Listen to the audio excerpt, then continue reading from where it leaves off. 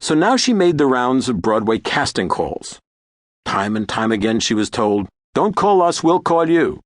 She was subjected to the humiliation that all actors and actresses suffer when they're first starting out, of standing around for hours in long lines, being asked to read a dozen lines, but getting stopped after just one or two by a voice at the rear of the darkened theater saying, "Thank you, next please." Being George Kelly's niece did not save her from paying her dues, from learning the hard way about rejection.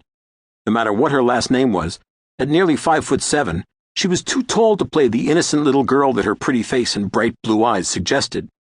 Still, she stuck it out and persevered until Uncle George stepped in and helped her land her first professional acting job. It was 1949 at the Bucks County Playhouse in New Hope, Pennsylvania, for their summer stock production of The Torchbearers. He'd put her name forward for the part, but insisted that she shouldn't get it just because she was his niece. Later, he always claimed that she got hired because the director believed she'd be okay. And while she might not have been particularly remarkable in the role, she worked hard and was good enough to be invited back for their second production of the summer, The Heiress. And this time, she was very good. Flattering notices at Bucks County led to a screen test. It was 1950, and the director, Gregory Radoff, was making a film called Taxi. He thought she might be right to play the young Irish immigrant. So she took that screen test in New York, but failed to get the role. Little did she know then how that screen test would change her life. Undaunted by the rejection, she continued auditioning until she won the part of Raymond Massey's daughter in a Broadway revival of August Strindberg's The Father. He was a majestically tall actor, so this time the problem wasn't her height. It was the New York Times. They gave her a passable review, noting that her performance was charming and pliable, but panned him. The power of the Times being what it was on Broadway in those days, the show closed in 9 weeks.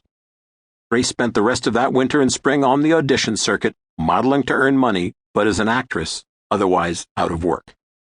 Of course, timing and luck are important in all careers, and Grace's timing, combined with her Kelly Green Irish luck, was near perfect. She was in the right place at the right time because New York in the early 1950s was where television was happening, and television in the 1950s was fast becoming America's most important arena for aspiring actors and actresses. Unable to land another role on Broadway, she plugged herself into the weekly television drama circuit. She started appearing regularly in dramas presented on the Philco Goodyear Playhouse.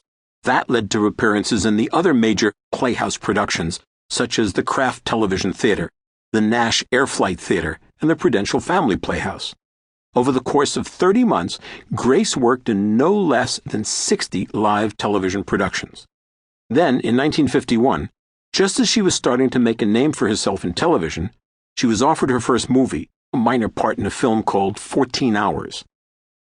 Based on a true incident, it's the story of a man standing on a ledge of a building for 14 hours threatening to jump. It featured Richard Basehart, Barbara Bel Geddes, Paul Douglas, Deborah Paget, Agnes Moorehead, Jeffrey Hunter, and Howard Da Silva. The film was not a success at the box office and didn't do much for Grace's career. Enter again Uncle George. The summer she'd appeared at the Bucks County Playhouse, George had phoned his friend, producer Gant Gaither, suggesting that he see her work, and while Gaither liked what he saw, at least he thought she was okay, he also knew he'd be doing George a favor if he hired her. So he gave her a job in an out-of-town preview of a play called Alexander.